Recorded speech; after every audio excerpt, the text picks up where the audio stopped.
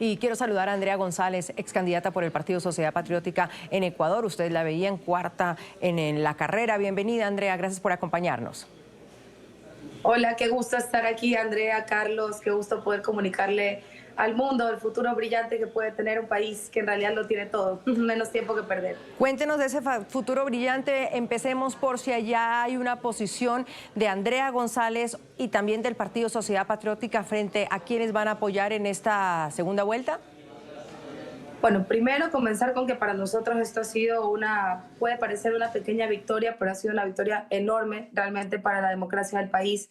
Somos la clase trabajadora quien se toma este proyecto político y para nosotros es importante que la gente sepa que este país se saca adelante hombro a hombro a través de la clase trabajadora.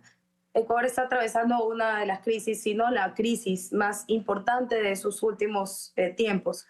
Y esta crisis habla de un secuestro ideológico por parte de una constitución que nace del socialismo del siglo XXI. Para nosotros, pues, hemos dejado muy claro el daño que le hizo el socialismo del siglo XXI a Ecuador, mal llamado correísmo acá, porque tenemos que entender que cuando nos referimos al correísmo en Ecuador, no estamos hablando de una persona, estamos hablando de una tendencia política que se llama socialismo del siglo XXI y que es este proyecto el que da luz, una constitución que ha traído a Ecuador a esta crisis terrible económica y de seguridad. Entonces, por supuesto, nuestra bandera es clara, el socialismo del siglo XXI ya demostró lo que hace con nuestros recursos no renovables, cómo invierte en su propio proyecto político y no en sacarnos de su desarrollo.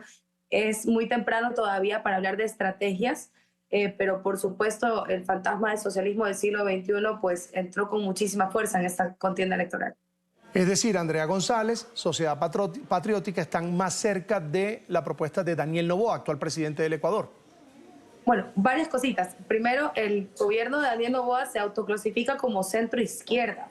A pesar de que muchos lo califican como de derecha, en realidad el proyecto político de ellos se autoclasifica como centro izquierda.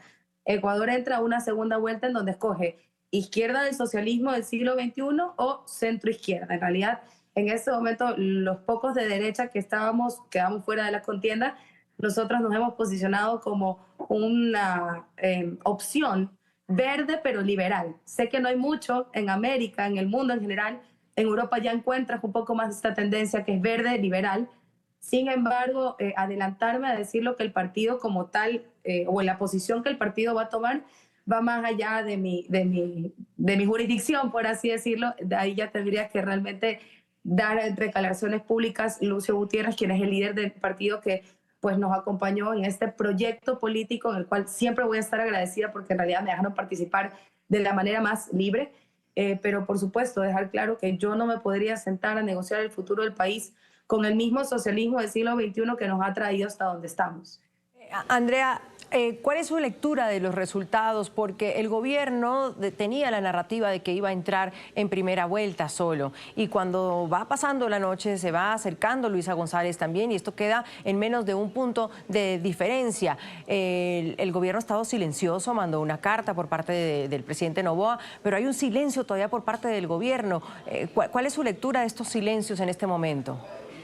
En realidad hubo mucho silencio, incluso luego de que se cierran las urnas, cuando normalmente hay 2 o 3 exit polls, fue uno solo el que pronosticó el tema de la ganada en una sola vuelta.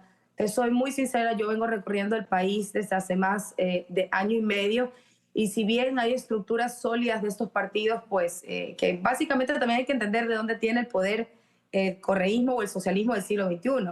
Ellos tienen en este momento alcaldías y prefecturas de las provincias más pobladas del país.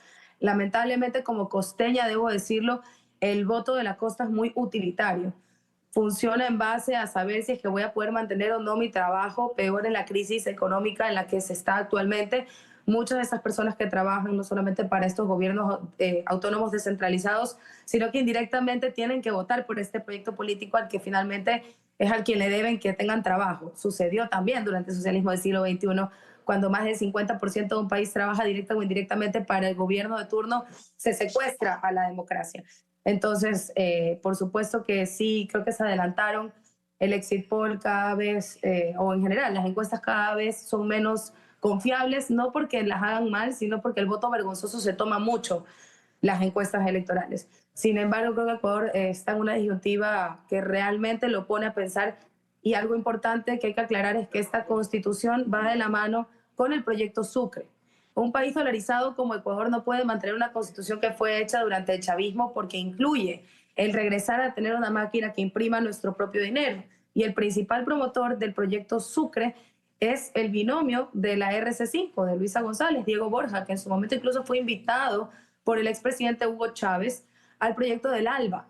Entonces, tal vez ellos no lo dicen tan claro, pero si ellos toman el poder de nuevo, Ecuador en este momento lo que tiene que elegir es si mantenemos la dolarización o mantenemos la Constitución de Montecristi a cambio de regresar al proyecto Sucre. Y son muy buenos para disfrazar estas verdades, realmente, el socialismo del siglo XXI. Luisa González, candidata del correísmo, de alguna manera puso en duda, desde su visión, la transparencia, la imparcialidad del Consejo Nacional Electoral, de su presidenta Diana Atamaint. ¿Usted tiene dudas de la imparcialidad del Consejo Nacional Electoral del Ecuador?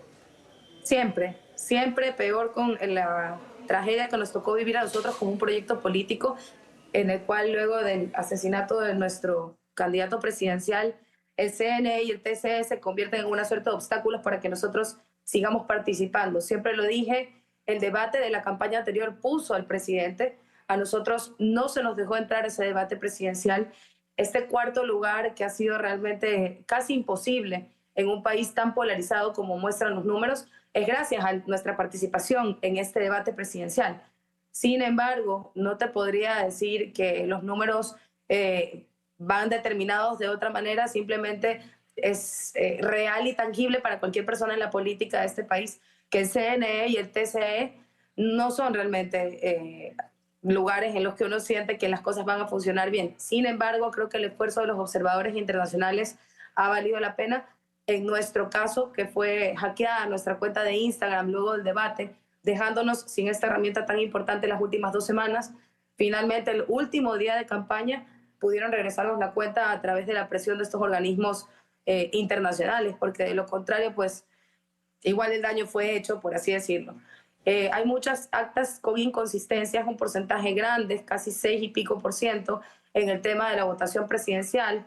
Hubo mucha campaña de parte de los seguidores del socialismo del siglo XXI para anular los votos.